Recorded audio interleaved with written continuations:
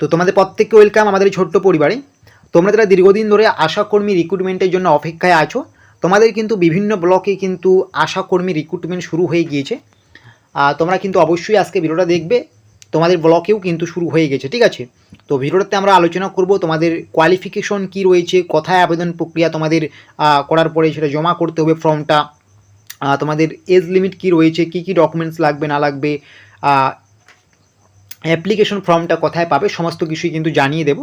এমনকি তোমার যদি ব্লকে এইটা না হয়ে থাকে আজকে, তুমি কিন্তু কমেন্ট বক্সে লিখে জানাবে তোমার ব্লকের নাম, তোমাদের যখন আপডেট আসবে আমরা কিন্তু জানিয়ে দেবো। অথবা তোমরা আমাদের এই ভিডিও ডেসক্রিপশন বক্সে একটা টেলিগ্রাম চ্যানেল রয়েছে, সেই টেলিগ্রামে যুক্ত হয়ে যাবে। ওই টেলিগ্রামে কিন্তু প্রত্যেকটা ব্লকে কখন কি আশাকর্মী তোমাদের রিক্রুটমেন্ট শুরু হচ্ছে আমরা কিন্তু জানিয়ে দেবো, ঠিক আছে। তো সবার প্রথমে আমরা যেটা দেখব, আমরা দেখব যে আবেদনপত্র জমা দেওয়ার স্থান ও তারিখ। দেখতে পাচ্ছ 1 নম্বর পয়েন্টে তোমাদের এটাই বলা হয়েছে। ধীরে ধীরে আমরা সমস্ত কিছু আলোচনা করব। তোমাদের যে আবেদনপত্র, এটা কিন্তু তোমাদের সংশ্লিষ্ট ব্লক অফিসে ব্লক আধিকারিকের নিকট জমা দিতে হবে, মানে তোমাদের এটা বিডিও অফিসে দিতে হবে, ঠিক আছে। তোমাদের জমা দেওয়ার তারিখ কি? তোমাদের জমা দেওয়ার তারিখ হচ্ছে 5/11, অর্থাৎ নভেম্বরের 5 তারিখে দেওয়া শুরু হয়েছে এবং লাস্ট ডেট তোমাদের কিন্তু 5ই ডিসেম্বর, মানে 5/11/2024 হতে 5/12/2024, ঠিক আছে। এমনকি তোমাদের এটা কিন্তু সকাল 11টা থেকে 5টার মধ্যে জমা করতে হবে, তবে ছুটির দিন বাদে, যেমন রবিবার থেকে শুরু করে বিভিন্ন যে সরকারি ছুটি থাকে, মানে ব্লক অফিস যেদিন বন্ধ থাকে সেদিন বাদে, ঠিক আছে। তোমাদের এখানে যোগ্যতা কি, যোগ্যতাটা আমরা দেখে নেব। যোগ্যতা কি বলা হয়েছে এখানে, কেবলমাত্র বিধবা, ঠিক আছে, বা বিবাহিতা, আইনগতভাবে বিবাহ বিচ্ছিন্ন মহিলারা আবেদন করতে পারবে। মানে এখানে যে সমস্ত মহিলার বিবাহ হয়েছে সেই সমস্ত মহিলাই আবেদন করতে পারবে।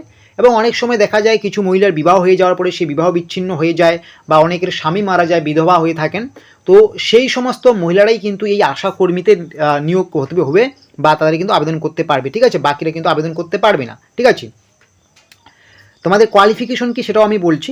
আর তোমাদের বয়সসীমা কি, সাধারণত এর ক্ষেত্রে তোমাদের 30 বছর থেকে 40 বছর করা হয়েছে, এবং SC STদের ক্ষেত্রে তোমাদের 22 থেকে 40 বছর রাখা হয়েছে, ঠিক আছে। এবং ন্যূনতম শিক্ষাগত যোগ্যতা কি, তোমাদের ন্যূনতম শিক্ষাগত যোগ্যতা কিন্তু এটা কিন্তু মাধ্যমিক বা সমতুল্য পরীক্ষা, ঠিক আছে। এবং এখানে কি বলা হয়েছে, যে গ্রামের বা এলাকায় আবেদন করবেন সেই গ্রামগুলির মধ্যে যে কোনো একটি গ্রামের স্থায়ী বাসিন্দা হতে হবে। মানে তুমি কিন্তু ওই মহকুমা বা যে ব্লকে তোমার আবেদনটা হচ্ছে সেই গ্রামের বা সেই জায়গার কিন্তু স্থায়ী বাসিন্দা হতে হবে, ঠিক আছে। মানে এখানে তোমার তপশিলি জাতি, উপজাতি, এই সমস্ত যে তোমাদের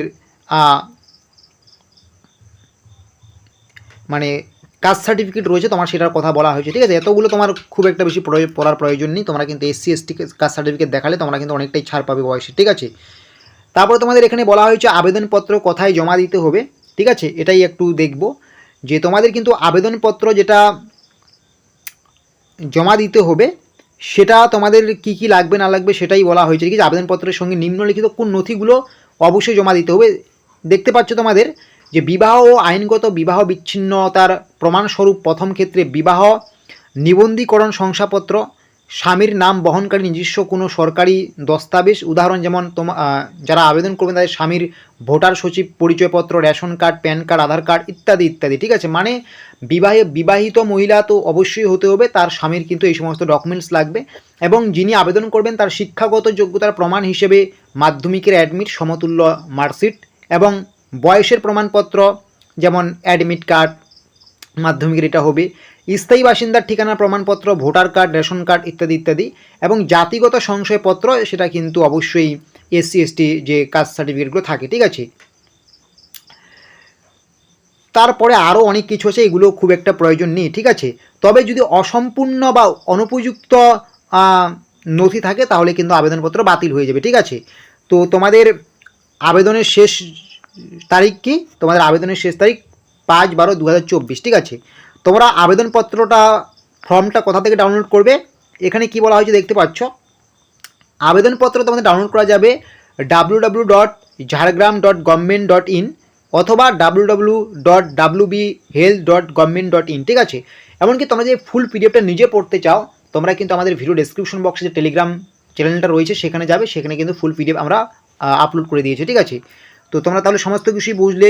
এখানে তোমাদের কোয়ালিফিকেশন কি আছে না আছে সমস্ত কিছু তোমাদের এখানে বলা হয়ে গেছে, ঠিক আছে। নিচে কিছু আছে, এগুলো প্রয়োজন নেই, ঠিক আছে।